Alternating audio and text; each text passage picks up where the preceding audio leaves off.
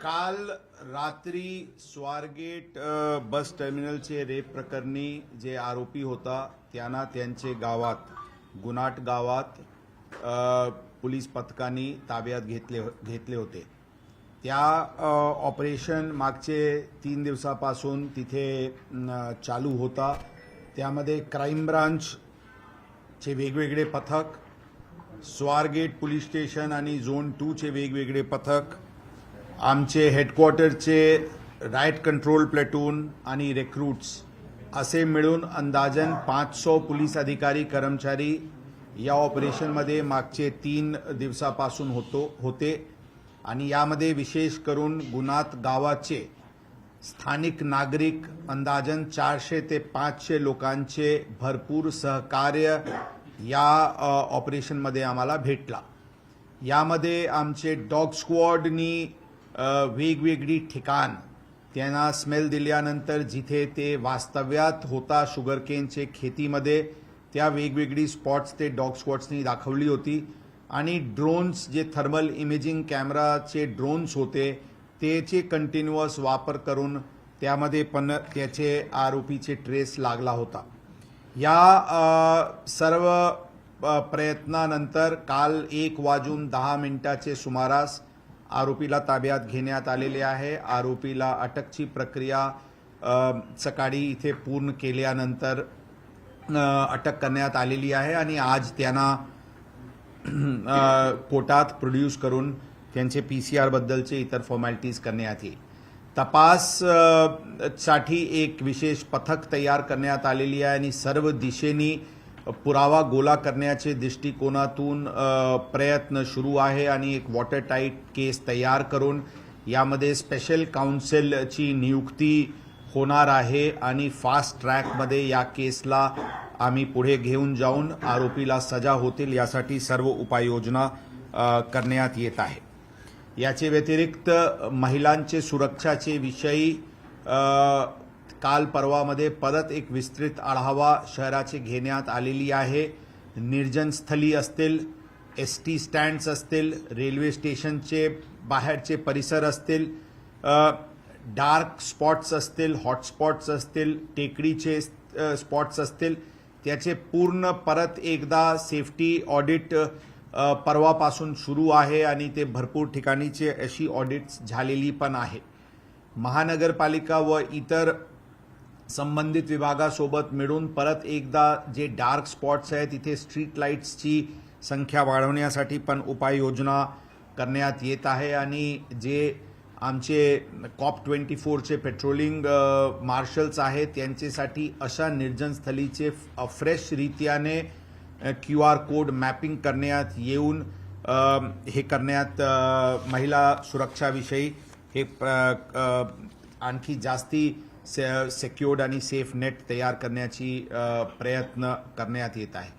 आरोपी अटक करण्यामध्ये उशिरा नक्कीच झाली, म्हणजे 3 दिवस झाली। खरं या तपासमध्ये प्रथम दिवशी फिर्याद आल्याचे 1.5 ते 2 तासाचे आत वेगवेगळे टीम्स लागून त्यामध्ये अंदाजन 23 CCTV कॅमेराज जे ST स्टँडचे आतील भागात आहे आणि 48 जे CCTV कॅमेराज बाहेर पुणे सिटी सर्व्हेलन्स प्रोजेक्टची असतील किंवा स्थानिक लोकल असतील त्याचे अवलोकन करून 1.5 ते 2 तासाचे आत आरोपीचे नाव निष्पन्न करण्यात आला होता। आरोपी बद्दलचे तकनिकी पुरावा की तेच आरोपी आहे ते करण्यात आला होता आणि त्यामध्ये आमचे पथक गावात जिथे ते आहे तिथे अंदाजन 2चे सुमारास त्या दिवशी पोहोचले होते, परंतु पूर्ण प्रयत्नांनी त्यावेळी आरोपी भेटला नव्हता।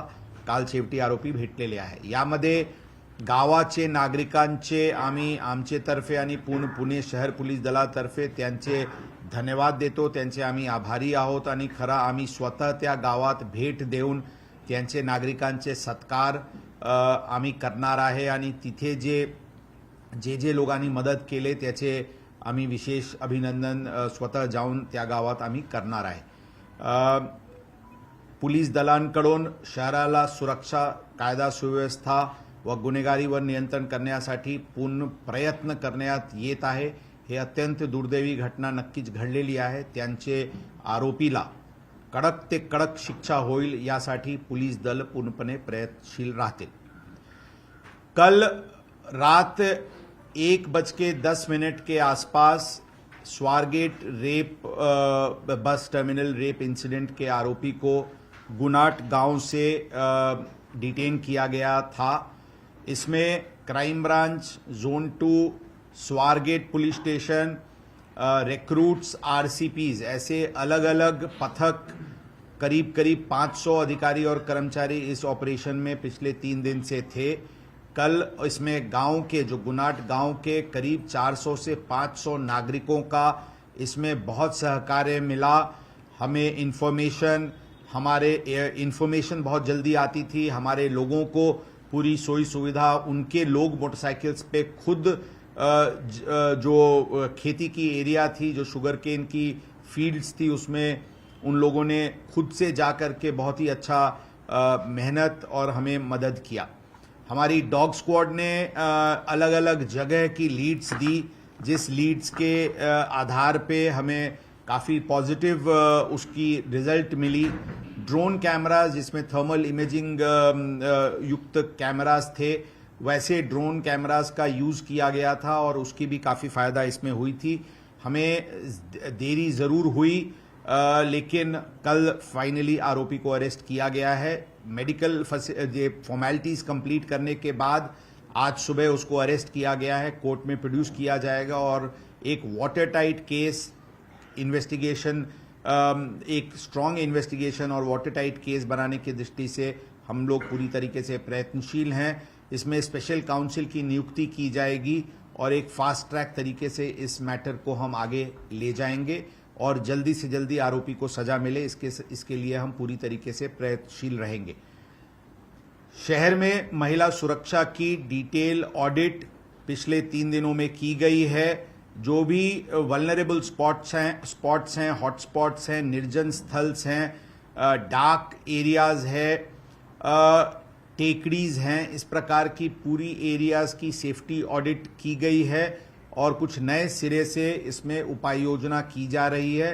पेट्रोलिंग, इस प्रकार के स्पॉट्स को ध्यान में रखते हुए patrolling, QR code based intensive patrolling की भी योजना वापस एक रीजुविनेशन के साथ एक रीस्ट्रेंथन करने की दृष्टि से की जा रही है और हमें विश्वास है कि हम इस प्रकार की घटना को आगे जरूर प्रिवेंट करने में हमें यश मिलेगा. पुणे शहर पुलिस दल कायदा और सुव्यवस्था मेंटेन बनाए रखने के लिए crime control, crime prevention, crime detection, इसके लिए पूरे तरीके से कटिबद्ध है, प्रयत्नशील है और हमें जरूर यश मिलेगा.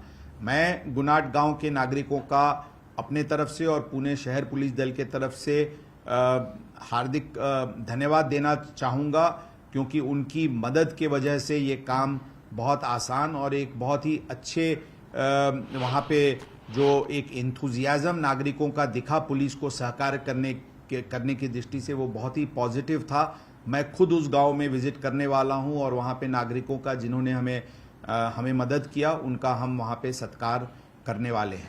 हमारी जो पूरी पुलिस पथक जिन्होंने पिछले 3 दिनों से वहीं कैंप करते हुए डीसीपी क्राइम के नेतृत्व में टीम वहीं पे कैंप कर रही थी, उन टीम को भी हम बधाई देना चाहेंगे. सर, फोन रिकवर झाला का त्याच्यामध्ये? आता साहेब, इन्व्हेस्टिगेशन अत्यंत प्राथमिक स्टेजवर आहे. काल रात्री म्हणजे आज सकाळी त्यांना इथे आणण्यात आलेले आहे. तपास सुरू आहे. तपासची गोष्टीबद्दल आपल्याला योग्य वेळी आम्ही नक्कीच ब्रीफ करू.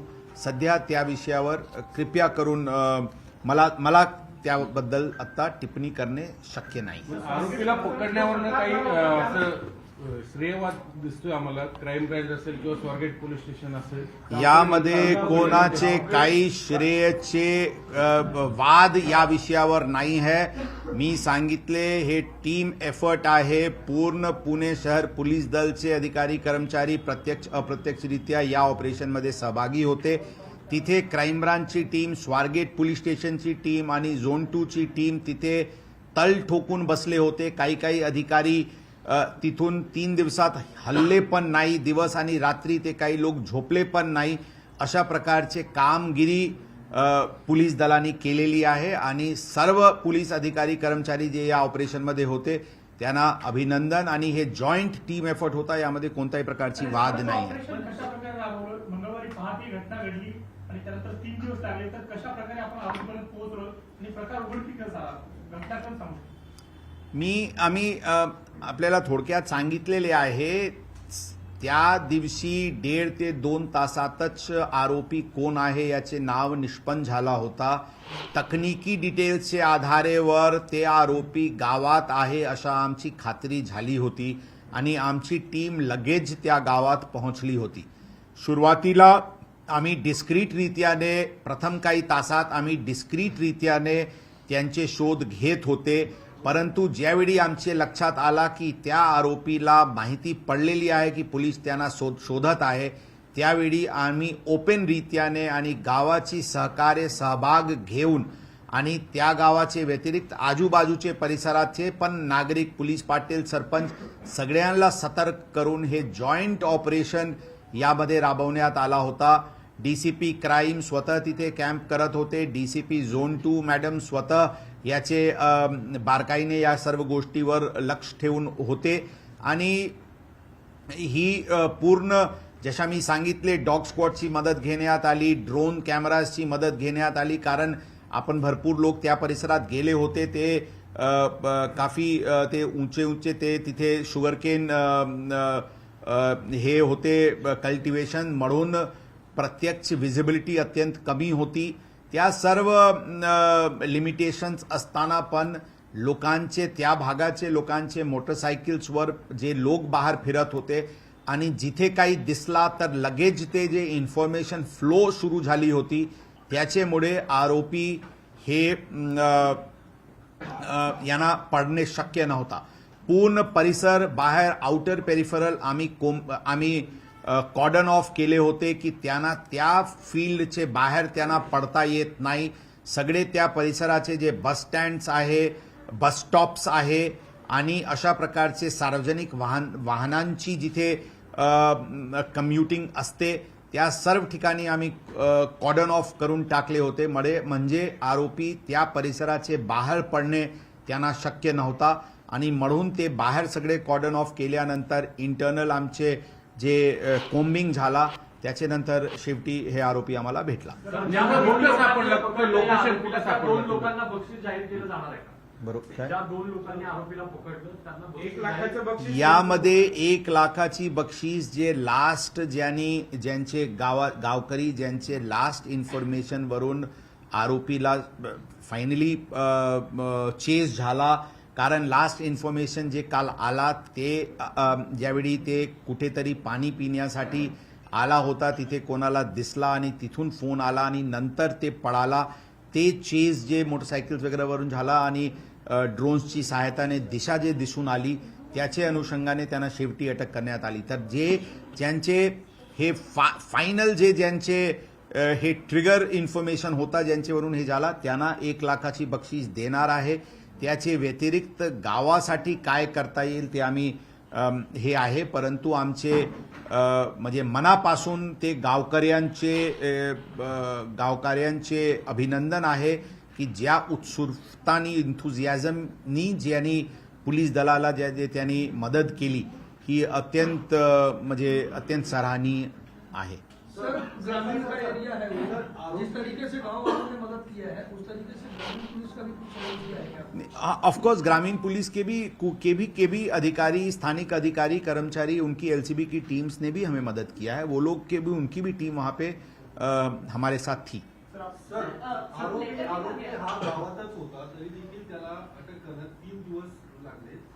कुठेतरी सुरुवातीला गुन्हा दाखल झाल्यानंतर जो सिरियसनेस किंवा गांभीर्याने त्या सगळ्या गोष्टीचा तपास होणं अपेक्षित होतं ते झालं नाही का? त्यामुळे 3 दिवस आपल्याला तीच मी सुरुवातीला सांगितले, गुन्हाची फिर्याद आल्याबरोबर गुन्हा दाखल होण्यामध्ये जे काही वेळ लागत असतील, परंतु कंप्लेंट आल्याबरोबर FIR दाखल होण्याची पूर्वीच जे 2-3 तास FIR ड्राफ्टिंग आणि त्या सगळेमध्ये लागते त्या काळात आरोपीचे पूर्ण वर्णन मिळाली होती, खात्री झाली होती आणि त्याचे नंतर आमची टीम रवाना झाली होती त्या गावात आणि 2चे सुमारास आमची टीम तिथे, जे ट्रॅव्हल टाइम अंदाजन 1.5 ते 2 तासचे आहे, तिथे 2 वाजेपर्यंत आमची टीम तिथे पोहोचली होती.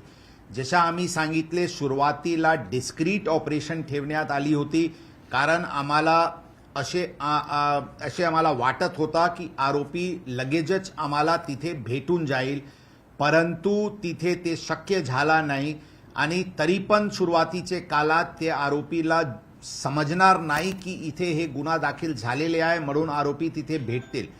या दृष्टीने डिस्क्रीट रीत्याने ऑपरेशन चालू होती. ज्यावेळी आमचे लक्षात आला की आरोपीला समजलेले आहे त्यावेळी आम्ही हे ऑपरेशन ओपन केला.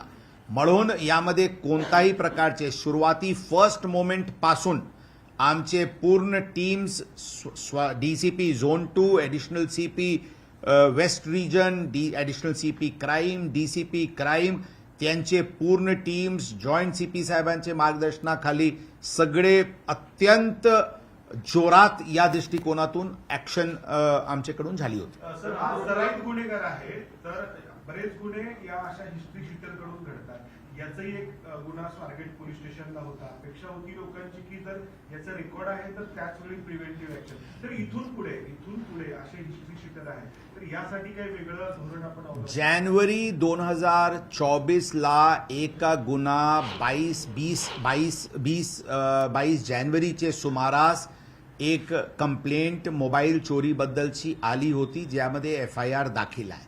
त्याचे पूर्वी 2019चे त्यांचे विरुद्ध 6 गुन्हे पुणे ग्रामीण हद्दीत किंवा अहमदनगरचे अहिल्यानगरचे हद्दीत असे प्रकारचे गुन्हे 2019ला दाखल आहे. 5 किंवा 6 गुन्हा 2019चे आहे, एक गुन्हा जानेवारी 2024चे आहे.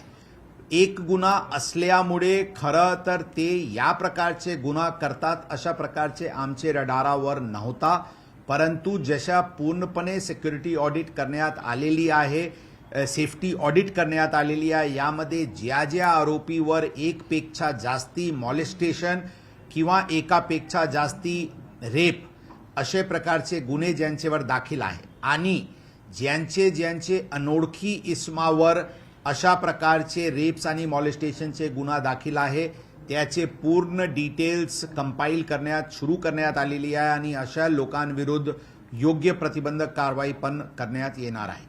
तसेच जशा मी सांगितले, जे वल्नरेबल स्पॉट्स आहे, स्वारगेट बस टर्मिनल असतील,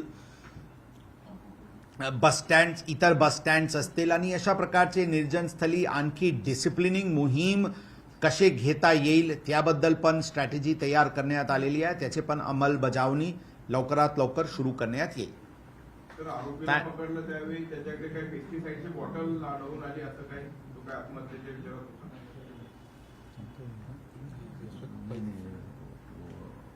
पेस्टिसाइड बॉटल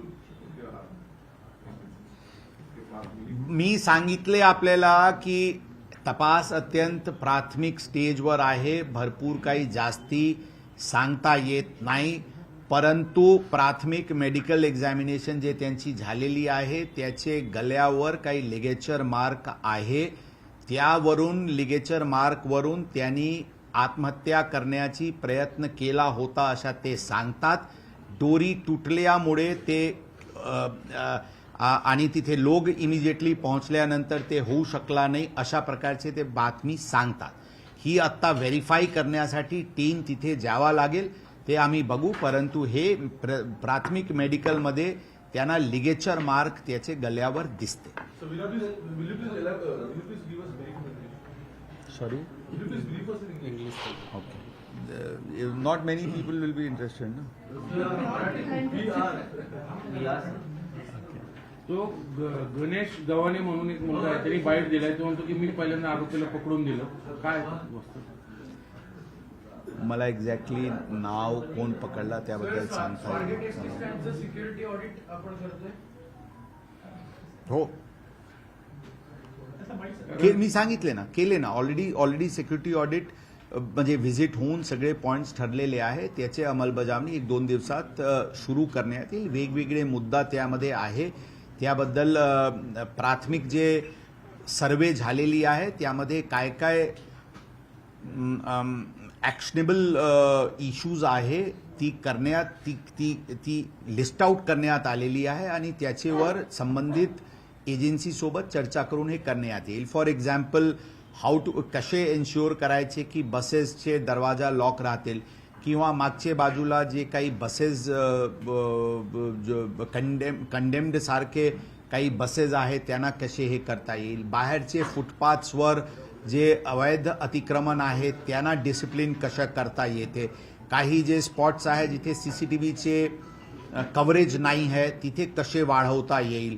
सिक्युरिटी रक्षकची जे त्यांचे आहे त्याचे डिप्लॉयमेंटची काय शेड्यूल असायला पाहिजे.